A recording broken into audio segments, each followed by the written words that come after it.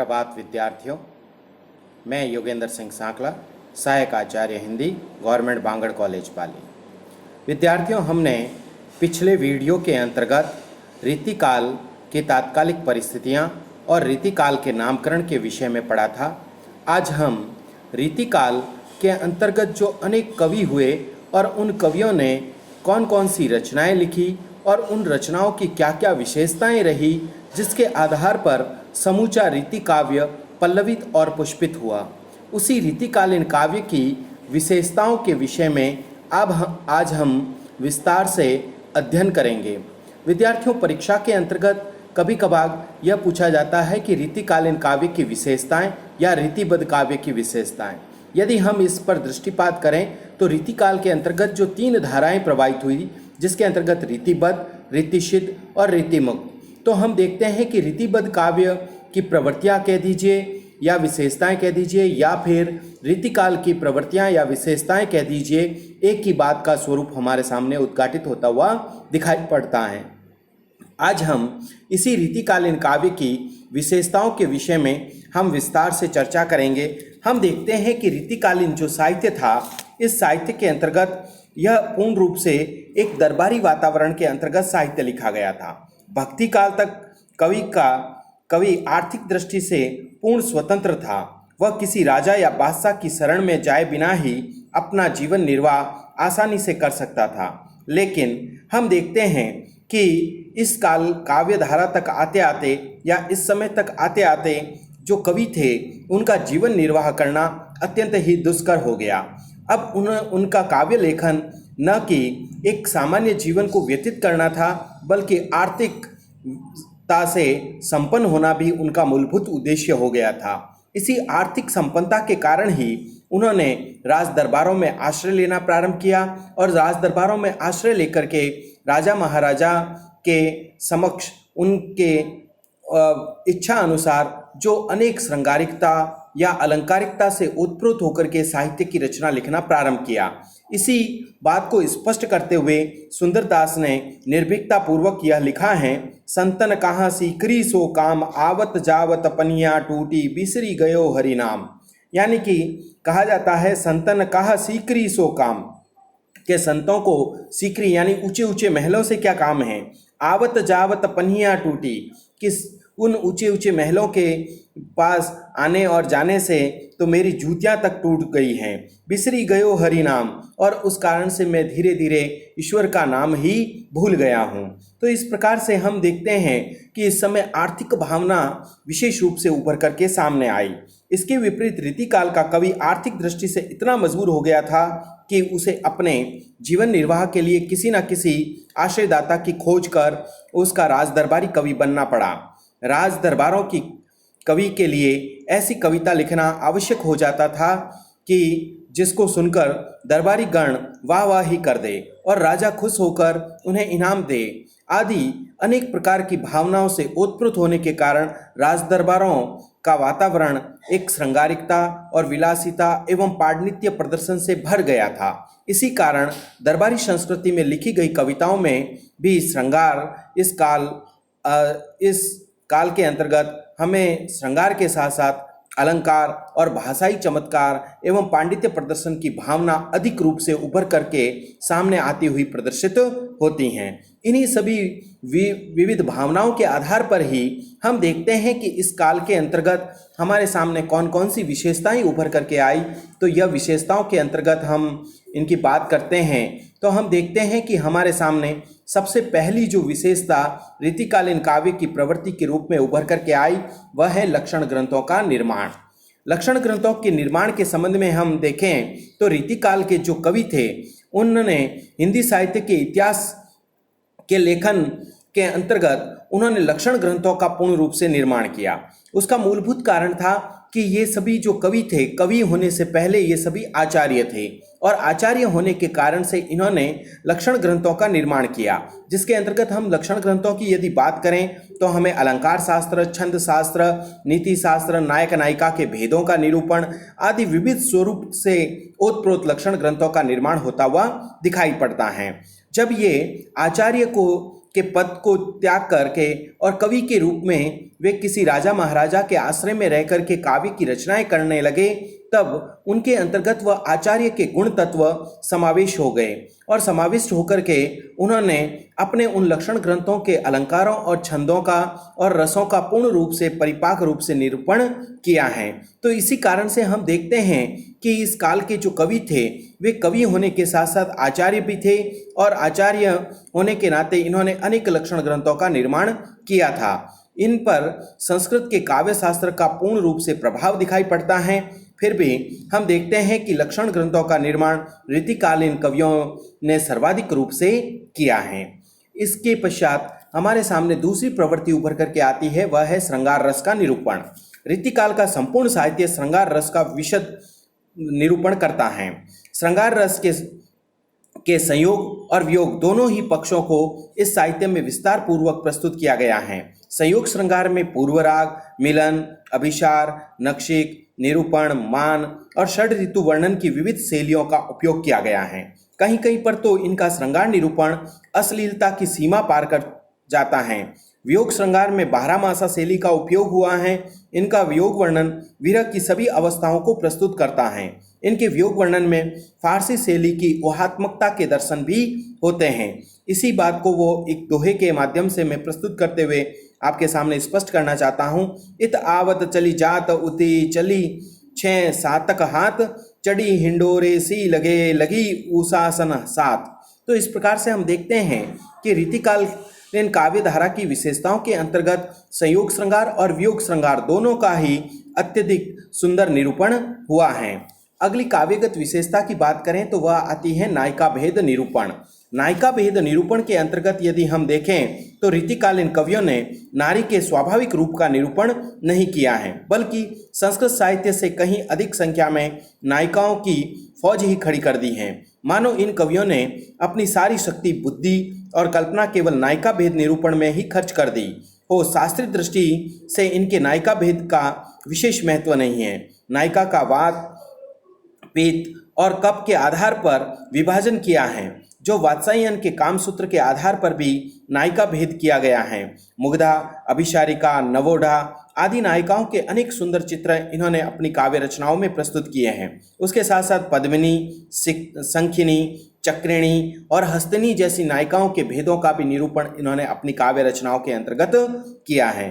तो हम देखते हैं कि इस काव्य धारा के अंतर्गत नायिका भेदों का निरूपण विस्तृत रूप से दिखाई पड़ता है। अब हम अगली काव्यगत विशेषता की बात करें तो वह काव्यगत विशेषता है दरबारी संस्कृति का निरूपण। हम देखते हैं कि रीतिकाल का संपूर्ण साहित्य दरबारी संस्कृति को अभिव्यक्त करता है। इनमें कविता का विषय केवल उन्हीं बातों को बनाया गया है जो कि राजदरबार में प्रशंसा का आधार बन सकती हैं।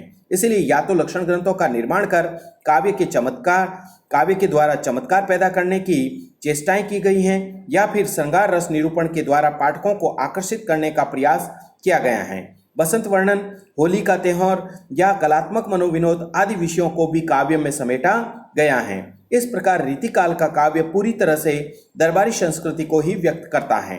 इस साहित्य को पढ़कर उस समय के समाज, संस्कृति या लोक जीवन की जानकारी बिल्कुल भी प्राप्त नहीं होती है। उसका अभिप्राय ये था कि उस समय जो राजदरबार था, वह राजदरबार सदैव ही वह उस आपस के ही वातावरण से, वहीं के दरबार के वातावरण से ही वह घिरा पड़ा था। तो वहाँ का जो कवि था, उस कवि ने प्रकृति को पूर्ण रूप से अपने नज़दीक से कभी देखा ही नहीं था। तो दरबार के इर्द गिर्द जो घटनाएं घटती थी, उन घटनाओं के आधार पर ही वे काव्य की रचनाएं लिखते थे। तो हम देखते हैं कि रीतिकाल के अंतर्गत केवल और केवल दरबारी संस्कृति ही उभर करके सामने आती हुई दिखाई देती हैं। अगली काव्य की विशेषता की विषय में बात करें तो वह आती है पांडित्य प्रदर्शन की लालसा। हम देखते हैं कि रीतिकालीन कवियों के अंतर्गत पांडित्य प्रदर्शन की विशेष भावना उभर करके आती हैं। रीतिकाल का कवि कविता करने के साथ साथ अपने ज्ञान के विस्तृत क्षेत्र को भी प्रस्तुत करने में जुटा हुआ था। राज दरबार में वाहवाही प्राप्त करने के लिए ये कवि ज्ञान विज्ञान के विविध क्षेत्रों को अपने साहित्य में समेट रहे थे। यही कारण है कि विज्ञान, ज्योतिष, गणित, रसायन, इतिहास, भूगोल इत्यादि ज्ञान विज्ञान के अनेक विषयों को समेट कर ये कवि अपने पांडित्य को भी प्रदर्शित कर रहे थे। लेकिन इनका साहित्य जीवन के विविध विषयों को केवल सतही तौर पर ही उपस्थित कर सका। इस साहित्य को पढ़कर जीवन के इन विविध विषयों की संपूर्ण जानकारी हमें प्राप्त नहीं हो सकी। नल की अरु नल नीर की गति एक करी जोय, ज्यों ज्यों ऊंचो हवे चले त्यों त्यों नीचो होय। तो इस प्रकार से हम देखते हैं कि इनकी काव्य की रचना के अंतर्गत पांडित्य प्रदर्शन की भावना प्रबल रूप से उभर करके सामने आई है। अगली काव्यगत विशेषता की बात करें तो वह आती है अलंकारों की प्रचुरता। अलंकारों की प्रचुरता यदि हम समूचे रीतिकालीन साहित्य के अंतर्गत देखें तो अलंकारों की जगमगाहट हमें पूर्ण रूप से देखने को मिलती हैं, क्योंकि इस समय कवियों के अंतर्गत अलंकारों को प्रस्तुत करने की एक होड़ मची हुई थी। इन्होंने अपनी कविता में अलंकारों को ठूस ठूस कर भरने का काम किया है। कविता के लिए अलंकार अनिवार्य माने जाते हैं, उनके बिना इनको कविता में किसी तरह का सौंदर्य दिखाई नहीं देता। तो हम देखते हैं कि रीतिकालीन कवियों ने अलंकार को साधन न मान करके एक साधन के रूप में स्वीकारा और उन्होंने अलंकारों को बहुत ही अधिक महत्व प्रदान करते हुए काव्य के अंतर्गत अलंकारों की झड़ी लगा दी। हम केशवदास की एक पंक्ति के माध्यम से इसी अलंकार की महत्ता को रीतिकाल के अंतर्गत देख सकते हैं। वह है यद्यपि सुजाति सुलक्षणी सुवर्ण सरस सुव्रत भूषण बिनु न विराजहि कविता वनितामित। इसका अभिप्राय यह है कि यद्यपि यानी यद्यपि, सुजाति यानी अच्छी श्रेष्ठ जाति की, सुलक्षणी यानी श्रेष्ठ लक्षणों से युक्त, सुवर्ण यानी अच्छे वर्ण से युक्त, सरस यानी सरल और सुचित यानी कि बहुत ही पवित्र, भूषण बिनु न विराज ही कविता वनितामित। भूषण के यहाँ दो अभिप्राय निकलते हैं, एक है अलंकार और एक है आभूषण। कि भूषण बिनु न विराज ही कविता, कविता यानी काव्य की कविता, और वनिता, वनिता यानी नारी, दोनों ही इसके बिना सुशोभित नहीं हो सकते हैं। यानी कि इसका अभिप्राय है कि जिस प्रकार एक कोई भी नारी हो, वह चाहे श्रेष्ठ जाति की हो, श्रेष्ठ लक्षणों से युक्त हो, अच्छे वर्ण वाली हो, सरल स्वभाव वाली हो, अच्छे चित्त वाली हो, सभी गुण उसमें मौजूद क्यों न हो, लेकिन यदि वह नारी अगर अपने शरीर के अंगों पर आभूषणों को धारण नहीं करती तब तक उसकी सुंदरता प्रदर्शित नहीं होती। वैसे कि वैसे काव्य की कविता भी, चाहे वह कितनी ही श्रेष्ठ जाति की काव्य की कविता हो, अच्छे लक्षणों से युक्त हो, सुंदर वर्णों का उस काव्य की कविता में प्रयोग क्यों न किया गया हो, वह काव्य की कविता भले ही कितनी ही सरस क्यों न हो और वह पूर्ण रूप से पवित्र रूप से क्यों न हो, लेकिन जब तक उस काव्य की कविता में अलंकारों का प्रयोग नहीं होता तब तक वह काव्य की कविता श्रेष्ठ काव्य की कविता नहीं कहला सकती। तो इस प्रकार हम देखते हैं कि अलंकारों की प्रचुरता रीतिकालीन काव्य धारा के अंतर्गत हमें दिखाई पड़ती हैं। अगली काव्यगत विशेषता की यदि हम बात करें तो वह आती है परिमार्जित ब्रज भाषा का प्रयोग। रीतिकाल के कवियों ने परिमार्जित यानी कि अत्यंत ही शुद्ध ब्रज भाषा का प्रयोग उन्होंने अपने काव्य रचना के अंतर्गत किया है। इन कवियों ने भाषा के प्रति अपनी सजगता को व्यापक स्तर पर प्रदर्शित किया है। इनकी भाषा में कसावट पाठकों के मन में पूर्ण प्रभाव पैदा करने का सामर्थ्य रखने वाली थी। इनकी भाषा में एक एक शब्द के प्रयोग का विशेष ध्यान रखा गया है। ऐसा कोई शब्द प्रयुक्त नहीं किया गया है जिसमें माधुर्य नहीं हो। कोमलता मधुरता के गुण के कारण इनके शब्द संगीत के रेशमी तारों में मोतियों की तरह गुथे हुए दिखाई पड़ते हैं। अनुप्रास, यमक, ध्वन्यात्मकता, इनकी भाषा की अन्य अनेक विशेषताएं हमें देखने को मिलती हैं। तो इस प्रकार हम देखते हैं कि भाषा की दृष्टि से रीतिकालीन काव्य अत्यंत ही सर्वोच्चता को प्राप्त करता हुआ दिखाई पड़ता है। अगली काव्यगत विशेषता की बात करें तो वह आती है मुक्तक काव्य का निर्माण। मुक्तक काव्य के निर्माण के अंतर्गत हम यदि बात करें तो रीतिकालीन साहित्य राजदरबारी वातावरण में लिखा गया, जहाँ लंबे लंबे काव्य नहीं सुनाए जा सकते थे। इसीलिए इस समय कवियों ने सिर्फ मुक्तक काव्यों का ही निर्माण किया। यानी काव्य मूलभूत रूप से तीन प्रकार के होते हैं: प्रबंध काव्य, मुक्तक काव्य और चंपू काव्य। प्रबंध काव्य वह काव्य होता है जो प्रारंभ से लेकर के अंत तक एक कथा का घटनाक्रम चलता है। मुक्तक काव्य वह काव्य होता है जिसके अंतर्गत छोटे छोटे पदों के अंतर्गत काव्य की रचनाएं की जाती है, जिसका एक दोहे का दूसरे दोहे के साथ किसी प्रकार का तारतम्य या मेल मिलाप नहीं होता है। तो हम देखते हैं कि इस समय जो काव्य रचा गया वह केवल और केवल मुक्तक काव्य के द्वारा ही रचा गया। मुक्तकों में भी दोहा जैसे छोटे से छंदों को सर्वाधिक महत्व दिया गया, क्योंकि इस छोटे से छंद को सुनते ही उसका अर्थ स्पष्टतः समझ में आ जाता है। इसीलिए इन्होंने छोटे छंद के में गागर में सागर भरने का पूर्ण रूप से प्रयास किया है। बिहारी के संबंध में कहा जाता है, सतसैयारे के दोहे रे, ज्यों नावक के तीर, देखण में छोटे लगे घाव करे गंभीर। तो इस प्रकार से हम देखते हैं कि इस समय मुक्तक काव्यों की रचना विशेष रूप से हुई है। इस समय दोहा छंद के अतिरिक्त कवित, सवैया, सोरठा, रोला व कुंडलिया जैसे छंदों के अंतर्गत ऐसे मुक्तक काव्यों की रचनाएं हमें दिखाई पड़ती हैं। अब हम अंतिम काव्यगत विशेषता की बात करें तो वह है श्रृंगार एवं वीर रस का निरूपण। हम देखते हैं कि रीतिकालीन काव्य के अंतर्गत श्रृंगार रस के दोनों ही स्वरूपों का वर्णन हम पहले ही कर चुके हैं, जिसके अंतर्गत संयोग श्रृंगार और वियोग श्रृंगार का पूर्ण रूप से चित्रण दिखाई पड़ता है।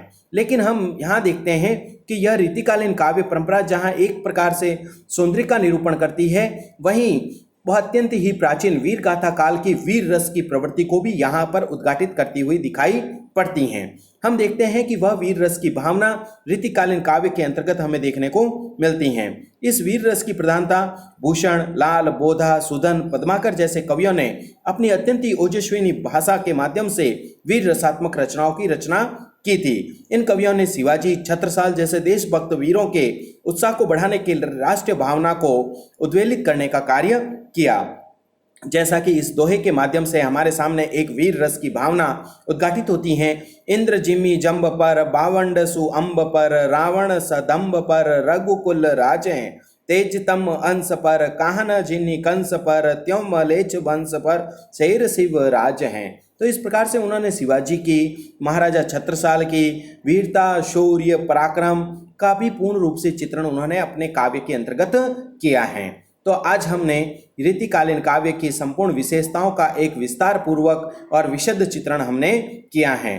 धन्यवाद विद्यार्थियों।